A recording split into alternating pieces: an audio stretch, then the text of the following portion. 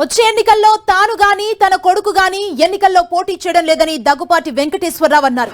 ప్రకాశం జిల్లా కారంచేడు మండలం కుంకుమమర్రు గ్రామంలో జరిగిన పలు కార్యక్రమాల్లో దగ్గుపాటి బీజేపీ నాయకులు కామినేని శ్రీనివాస్ పాల్గొన్నారు. ఇప్పుడున్న పరిస్థితిలో 30-40 కోట్లు ఖర్చు పెట్టి గెలిచినా ఎమ్మెల్యే సంపాదించుకునేది శూన్యమన్నారు. టికెట్ రాని ఎమ్మెల్యేలు ఎంపీలు తన దృష్టిలో చాలా అదృష్టవంతులన్నారు. ఎమ్మెల్యేలు ఎంపీలను ఉత్సవ విగ్రహాలుగా చేసి సంపదంతా పార్టీ అధిపతుల దగ్గరకు చేర్చుకుంటున్నారని దగ్గుపాటి ఆరోపించారు. ఓడిన అభ్యర్థులు అక్కడే ఏడుస్తున్నారని, గెలిచిన ఎమ్మెల్యేలు ఇంటికెళ్లి ఏడుస్తున్నారని, అదొక్కటే తేడా అని దగ్గుపాటి వ్యాఖ్యానించారు.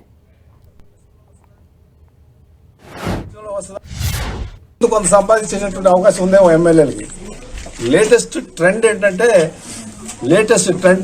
ముఖ్య ఎవరైతే పార్టీకి అధిపతిగా ఉన్నారో వాళ్ళు ఈ ఎమ్మెల్యేలు, ఈ ఎంపీలు ఉత్సవ విగ్రహాలు చేసి ఇసుకలో వస్తుందా, మద్యంలో వస్తుందా, మైన్లో వస్తుందా, వాళ్ళతో సెంట్రలైజ్ చేసి అందరూ ఇదే కార్యక్రమం.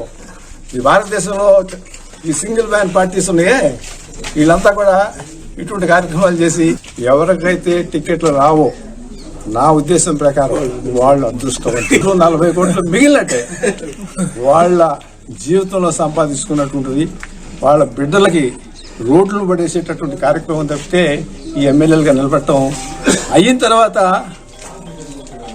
ఇది సంపదంతా ఒకచోటకే వెళ్ళిపోద్ది.